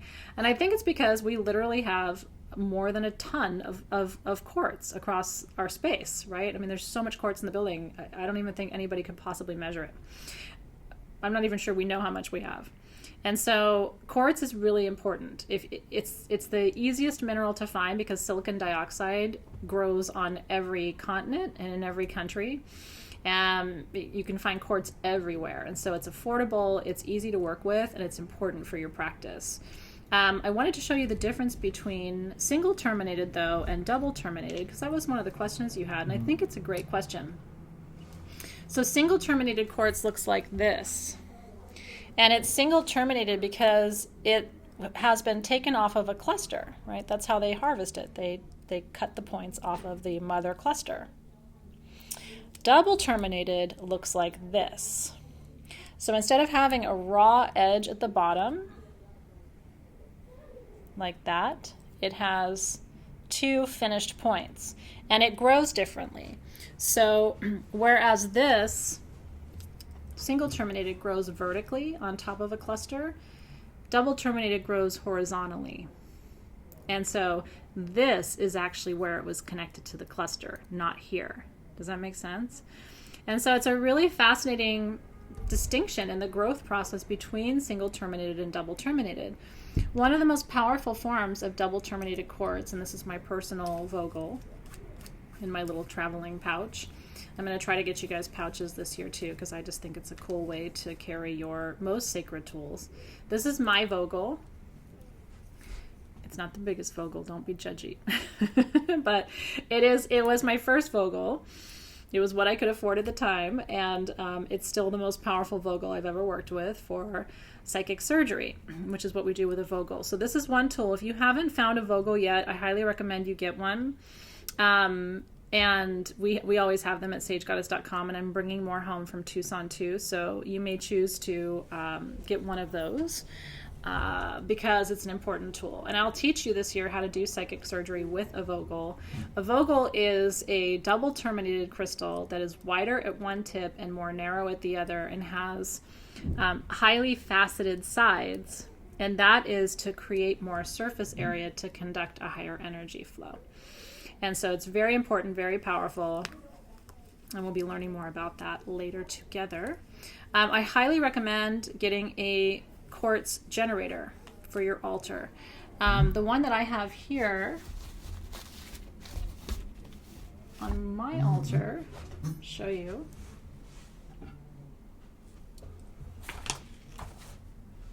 Is this one. This is my Sage Goddess main altar generator. Not a huge generator. I don't have a lot of space, but this is my trusty tool all the time. What makes a generator a generator? Flat bottom and then the natural top. And so what this is, think of this as a fountain of energy just flowing and flowing and flowing. Energy gathers at the base, flows through the tip, and it creates its own vortex. So that's why generators are important. Generators are different from spheres. This is a beautiful black moonstone sphere. Wow. Do you see that? Woo. That's a sexy little mama right there. Spheres are different because spheres radiate energy in all directions. They don't have a point, right? It isn't just energy going up. So they radiate energy all the way around. They radiate the energy of whatever the stone is. This is black moonstone, which is all about creation and expansion and expression. And so that's radiating that energy all around and entrancing me while it does it. I think that's so beautiful. And then the other form of stone that you might find yourself wanting to work with is a palm stone. This is what a palm stone looks like. This was the opalina that we had a couple of weeks ago in the live specimen sale. These are the palm stone version of that. I use these like bars of soap. Remember our kit that had the obsidian one in it to clear? You can clear energy very effectively using a palm stone. And I actually have healers and teachers come to me all the time asking for obsidian palm stones because they have learned that it's like energetic bar of soap, which is really important too. I want to show you briefly a little bit about wands, just because that's important. Oh, and a rattle. It would be good for you to have a rattle. We're going to do a rattle journey into the lower world together. So I'm going to be helping you experience rattle medicine. But if you wanted to purchase one for yourself, it's not a requirement, but it is a tool that I recommend at some point you add to your collection. Singing bowls are helpful. Ooh.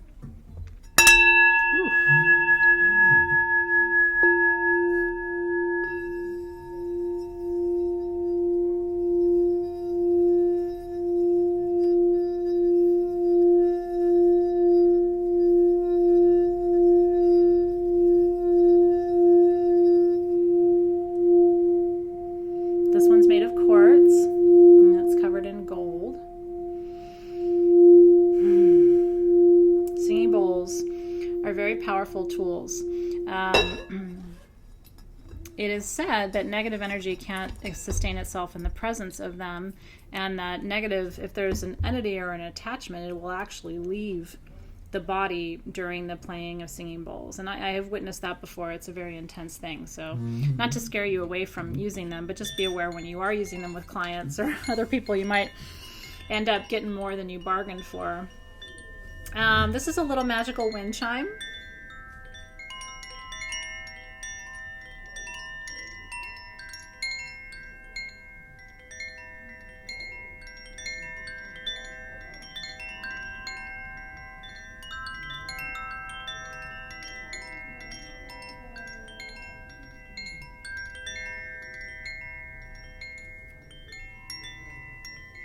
Another beautiful sound tool.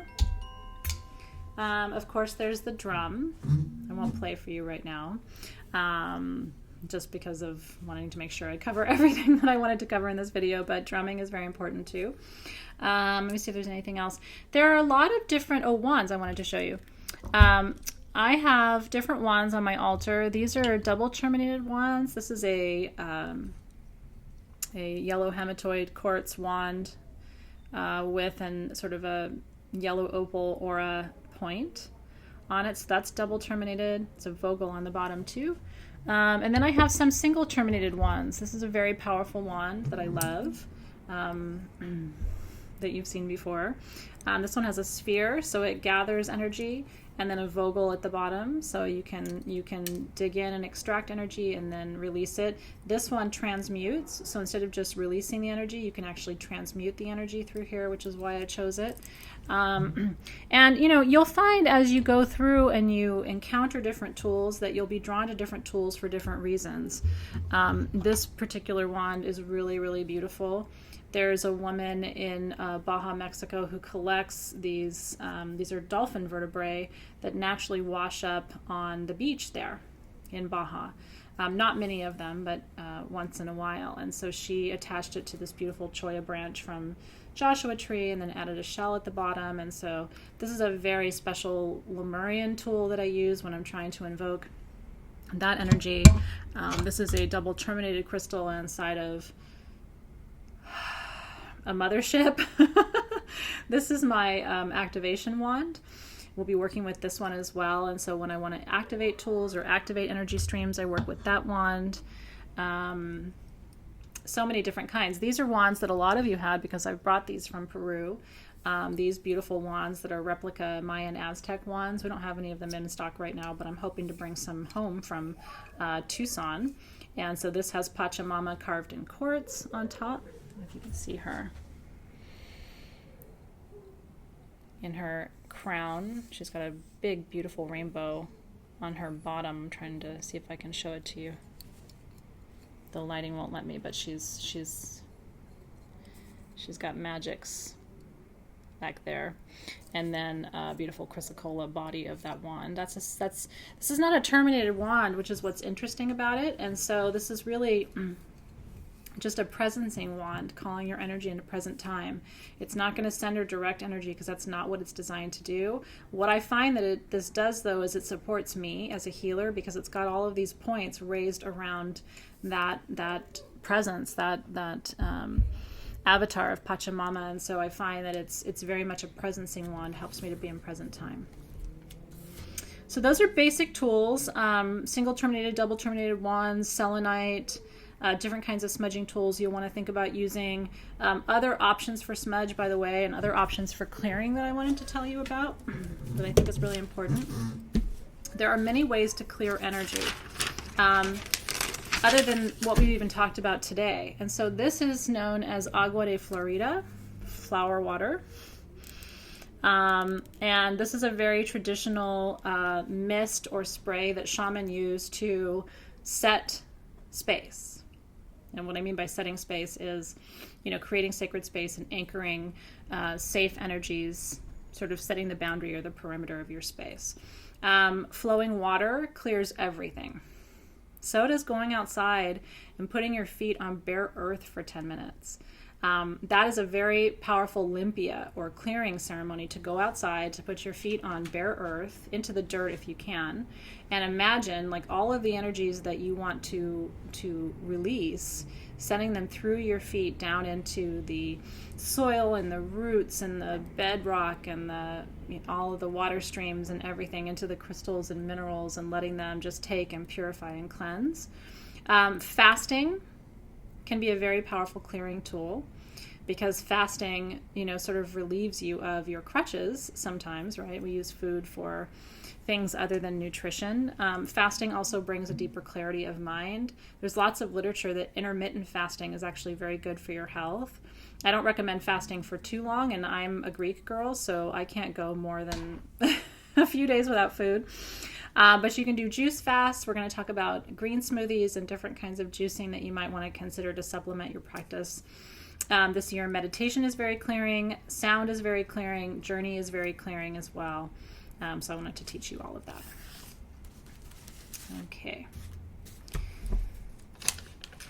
Let's see. Talked about altars. We talked about protocol. I'm going to talk about running energy, but let me see if that's where I want to go next. A couple of side little tidbits that I wanted to talk about with you today. Protection. My thoughts on protection, which are a little bit different from other people's thoughts sometimes, so I want to just kind of share my perspective on it with you. It is very important to remember that the most important thing you do in magic is setting an intention and creating a perimeter. If your intention is to work with the light, be in service to the light, expand the light, allow the light, surrender to the light, I think you have to worry less about protection. In my experience, the people in my life who've had to really be concerned about protection are dabbling with things that should concern them, and entering into that dabbling without infrastructure, without process, without protocol, without accurate wisdom. And so what I want to reassure you is this year you will be very safe. I'm creating a very safe, strong container. All energies of my practice are in service to the highest divine light within me and within you. And so you don't have to worry about protection this year. When you take the work outside into your own life and you start doing your own ceremonies and using what I teach you in your own practice, I do want you to think about protocol and to think about process, because that's where you'll be sort of out of my container and in your own container, and then you are accountable for the terms, the parameters, the essence of those energies. Okay. One thing, if you, I actually believe, and a lot of people believe, two of my teachers, I would say, believe that Reiki also is its own form of protection, which is one of the reasons why I'm going to be offering Reiki 1 and 2 in 2019. It's not required, but those of you who are Reiki attuned, I think you have an added layer of protection that is automatically contained within the symbols and within your use and translation and transmission of those symbols.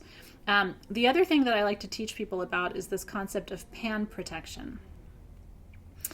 You can invoke a higher order of protection to be with you all the time that I call pan protection. Pan in Greek means everywhere, all around.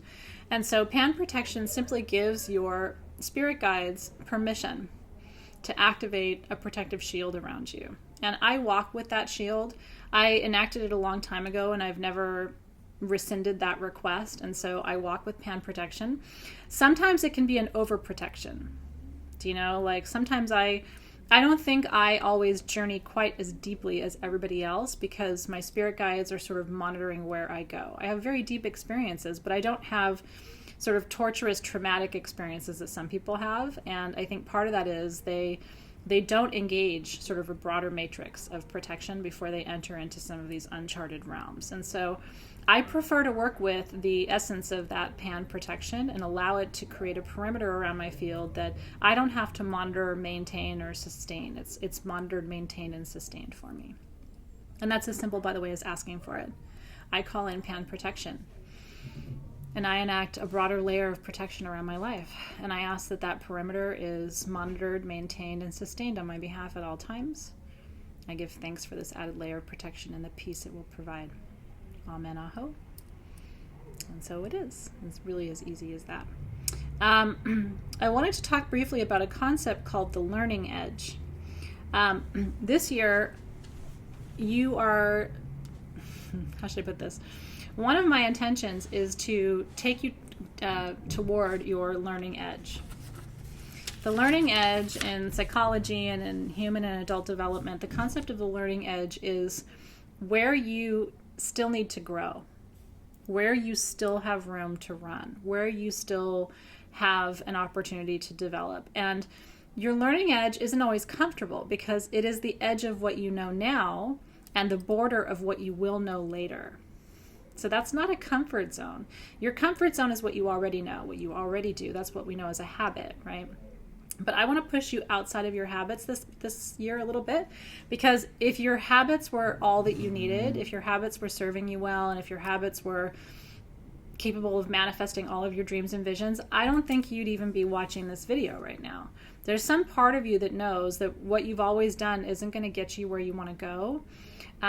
Probably because you've tested it and pushed against it and realized that you need something else or an additional layer of insider wisdom to be able to move from where you are to where you want to be. That's your learning edge. And so one of the things I want to invite you to do now is surrender to that a little bit. Surrender to the fact that you may have to think differently. You may have to modify. You may have to adjust. You may have to reconsider. You may have to reflect. You may have to pause.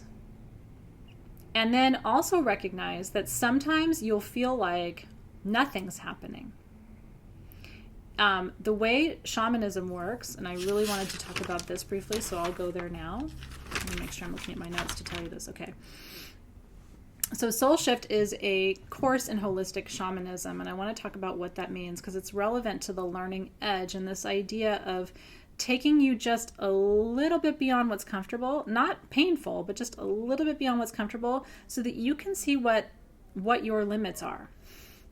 So that you can see, oh, okay, because if you don't push yourself toward that edge at the end of the year, you're not going to look back and say, holy shit, I really grew. You know, when you think about college is a great example of the learning edge. When people go to college, if you went to college, you probably experienced that, where you felt kind of like pushed beyond your intellectual boundaries a little bit, like, whoa, that's too much for me, or that's too complex, or I'm not ready to receive that, or I can't integrate that yet. You were taken to your learning edge in those moments. And if you were, confident and willing to push past it, then you also remember the feeling of pride, like, I did that, it was hard, and I wasn't sure I was going to be able to do it, but I pushed past it, and I'm so proud of myself, right? So you've had those moments too. So when I say it's a holistic course in shamanism, and I will probably repeat this when we first start class, but the one thing I wanted to tell you about shamanism is how shamanism works. Shaman, the word shaman, means one who knows. In other traditions, it's also translated as one who stands still or one who stands between worlds. Okay? And so a shaman is just a wise person, just like a witch, right? The word witch comes from Wicca. And the word Wicca comes from Wicke or Wiki, which means wise. Like all of our words just mean somebody who knows more. Okay, somebody who has access to a deeper storehouse of wisdom than other people. And it's because they know how to enter non-ordinary reality, which we're going to do every month together. I'm taking you on a shamanic journey every third week. So we are going to enter a portal every 3 weeks, every 4 weeks together. And you're going to go in, you're going to retrieve wisdom, and you're going to come back out. That shamanic journey that we're going to do every month, and it's going to be different every month, is the heartbeat, the centerpiece, the wealth of Soul Shift, because that's going to be, everything else is going to be learning and doing and crafting, and it's fun and it's interesting, and I hope you love it. But that third week is the practice.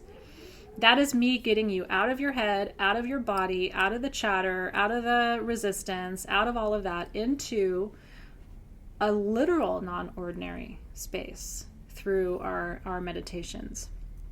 And so shamanic growth is what's known as accretive growth. And shamanic wisdom is repetitive. So I want to explain what I mean by those two things. The growth that you're going to see this year is going to be both incremental. Accretive means happening in stages, right? So incremental. And it's also going to be instantaneous at the same time. And again, that's shamanism. You ask, how can something be instant and yet also take years? Because it's happening on multiple levels and in different dimensions all at the same time. So your 3D growth in some cases this year is going to look accretive, like a little bit, then a little bit, and then nothing, and then a little bit. But your spiritual growth is going to be accelerated beyond that. And then eventually what will happen, what they've shown me, is at the end of the year, it's like everything is gonna line up. Your personal growth is going to be completely aligned then to the soul growth. And there'll be a broader integration of everything toward the end of the year. But there'll be moments where you think, okay, I'm shifting, but then I'm not, I don't see it in my body, or okay, now I see it in my body, but I'm not feeling, it'll be in these like sort of fits and spurts. And that actually is the shamanic process. So I wanted to make sure I said something about that too. Okay. This is a good definition. What is the goal of shamanic practice? And this truly is in line with my goal of this particular experience for you. The goal of shamanic practice is to become sensitive to subtle influences by moving outside space-time boundaries. It's becoming sensitive to what's around you by not constantly forcing yourself to be in ordinary time and in ordinary space. It's by creating these pockets or these portals, these access points to something deeper, something richer, something more profound. And the container itself, the Soul Shift container itself, is a portal. It's open.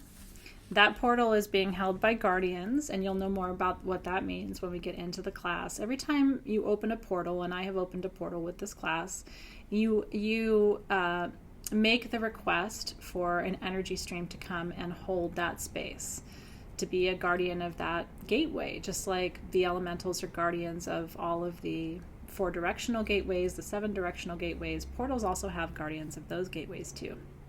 And so our January portal keeper is Ganesha. And then there are other guardians who are guarding that gateway more generally. I even feel like ayahuasca herself is partly holding that space with all of us. And it's really, really beautiful because this class, as you know, was channeled from her, through her. I did not go into that journey knowing exactly what this was going to be, but I sure did come out of it 8 hours later with a very clear plan and a direction for it. Okay. I'm just double checking my notes. I want to talk about running energy for a couple of minutes. And then I want to go back through your questions to make sure I have answered everything that you submitted. Okay.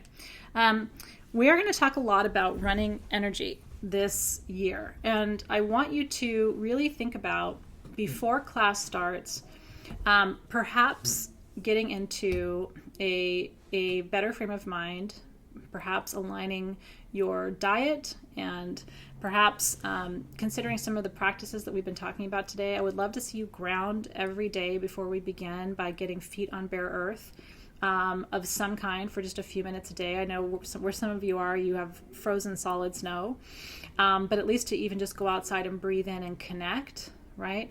Try to touch natural elements, make contact with wood, for example. Wood is very grounding, very stabilizing. Would love to see you try to eat as cleanly as you can. leading up to class. If you can continue that through the class, that would be great. I'm going to be giving you some recipes for some foods that I use to kind of regulate and go through detox. I have a soup that I make, some of you are familiar with. I have a few other dishes I'm going to be sharing with you as well. Would love to see you drinking more water, and in particular would love to see you drinking a lot of lemon water. Lemon is an energetic purifier. It doesn't ground you, but it purifies, and it purifies your internal body systems. And so would love to see you drink the juice of 1 lemon a day in about 8 ounces of water. You can spread it out throughout the day. I do it in the morning before I eat. So I do 8 ounces of lemon water every morning with 1 teaspoon of apple cider vinegar, and that's before any food on my stomach. You can also do the 8 ounces of lemon water at night. You can also choose to do it warm, almost like a tea, but you don't want to add anything else to it. It should just be pure lemon water. Again, that's going to purify your internal body systems, help to kind of stabilize and regulate them, which will help you to achieve a greater state of mental, emotional, physical, and spiritual clarity as well. Okay. Remember always that energy follows intention. And the other thing I wanted to tell you is the great mystery is a mystery for a reason. This year, we are going to experience some really incredible moments together. That's my intuition. And we're going to learn together and grow together. But there will be always part of the mystery that is a mystery to you while you're alive. And I really want to encourage you to celebrate that. That's one of my favorite things about life, is the fact that the great mystery is a mystery. It hasn't revealed every aspect of its essence to me. I've seen more of it than most, but there's still so much to me that's unknown. And that's partly why, especially if you're new to me, you're going to see that I'm a very passionate teacher of what I teach. And part of it is because it's still interesting to me. Every time I push deeper into that matrix, every time I do another journey, every time I, do another ceremony or another ritual or teach another class, I feel like I push deeper into the mystery, but it drops down deeper too. It's like I can't get to the bottom of it. And that's saying something, right? I've been practicing and studying magic for 30 years. I was 15 when I got my first book on magic, and I was about 17 when I started taking my first class. And so coming into this 3rd decade of practice has really been this magical experience for me of enchantment, because there's still so much to learn, even when it comes to crystals. And I do feel like something of a guru when it comes to crystals. I've written a definitive history of crystals. I have worked with crystals and miners and teachers from all over the world, and I think I have almost every crystal that's available in the marketplace today in this building right now. And I'll tell you something, I'm still learning. They're still teaching me how to use them, when to use them, how to work with them, when not to work with them. And how to allow them to work through me and through you, how to be in service to them, how to be in relationship with them. Same with the plants, same with the essential oils, same with all of it. The brand new Soul Shift perfume. I hadn't worked with some of those essential oils before, and so it opened up this whole new layer of wisdom and intoxication for me, simply because I hadn't worked with their magic and their medicine before. And so even though I've been working with aromatherapy for decades, I was 18 when I joined my mom for an aromatherapy class. She was an esthetician, and so I took her aromatherapy series with her. And it opened me up to the magic and the beauty of essential oils. And here I am almost 30 years later, still falling in love. And sometimes still falling in love with lavender all over again, which was the first essential oil I was ever introduced to. Okay. So I want to look through your questions and just make sure that I have at least addressed most of them. I think I have. But let me double check. Dance break. You having fun still? I hope so. I hope this has been fun for you. So one of the questions that came up generally is, am I an empath? And what does that mean? If you're asking, you probably are. I hate to tell you, but it's one of those things like, if you have to ask, you probably are. I don't think you I don't think you'd be joining a program like Soul Shift if you weren't empathic on some level. I'm trying to get the camera to focus a little bit. Is that better? Okay. What does that mean? It means you feel other people's pain as if it is your own. And that is an incredible gift. And that is also an incredible weight sometimes to carry, because you can't go through life as an empath and not care about other people. And so what it means is you need to really listen to everything I've taught you in this video, because grounding and tight containers and stabilizing your energy as an empath, there are some really great crystals for you to work with to filter out unwanted energy from other people. The first one is called Aegirine from Africa, Aegirine, and we have it at sagegoddess.com. Aegirine is an incredible auric protector. Shungite, Shungite, also at sagegoddess.com. Incredible filter of energy. And one of the things I might think about doing is putting together kind of an empath shield toolkit for Soul Shift, if that's something everybody has interest in, because I have a little empath, a little shield mist and things like that I could put in there for you too, if the work becomes overwhelming for you. One thing I want you to remember is, and this is important too, you are not the healer, right? I mean, you are and you're not. Anytime you're doing healing work or holding space for other people or helping people in a spiritual capacity, at your best, you're a channel for the real healer, which is Great Spirit, Source, God, Goddess, however you want to think about that essence, right? You're a channel. And so remember that you're not sending energy from your physical body to other people. If you do that for very long, you're going to be so depleted, you'll get sick. You're almost like getting out of the way so that the energy can flow through you, but it's not coming from you. So as an empath, the number one thing you want to be careful of is not drawing upon your own personal energy field to help heal or support someone else. Not only should you not, you don't need to. It's almost like, look behind you. You have God himself ready to help and heal and do the real work. All you have to do is become a conduit or a channel for that. It's just like, when I teach you, I'm very spirit guided. Everything I'm telling you now is, I sat down in meditation, what do they need to know? And it was just like sitting there sort of channeling what needs to come through. And my prayer before I teach you is always, may I be a clear, open, and accurate channel for the information to come through, and may the information that comes through be in service to the highest good of the one who hears it. I have a lot of education and a lot of experience and a lot of wisdom to share with you, but there's also part of what I teach that isn't me. And I think that's why you're here, because you know that there's some greater force at work and that I'm allowing it to be present in the container and flow through me to you. And so, just remember that, because as an empath, we start feeling like, I'm so drained and I have to help everybody and it's a big world and people should be able to help themselves. And it's like, no, you are not anything other than a magician who knows how to open a door. They will walk through the door. Energy will flow through the door. You open the door. That may feel passive and like not hard work, and maybe you think it's supposed to be harder than that, or you know what I mean, or more complicated than that. It's not harder or more complicated than that. You're a way seer, a pathfinder, a door opener, right? Okay, so we talked about basic tools. We talked about smudging and incense basics, altar, how to make one, basic crystal shapes, how to prepare for magical work, diet, which we'll talk more about in class. I don't want to talk too much about diet yet, but that lemon water situation is very, very important for you. And trying to eat as cleanly as you possibly can, which means more fruit, more vegetables. Soup is always the key for me, and shakes are always the key for me. Smoothies are always the key for me, because those are just easy things to make and create. And then we're going to talk more about herbs and teas as well this year. Let's see.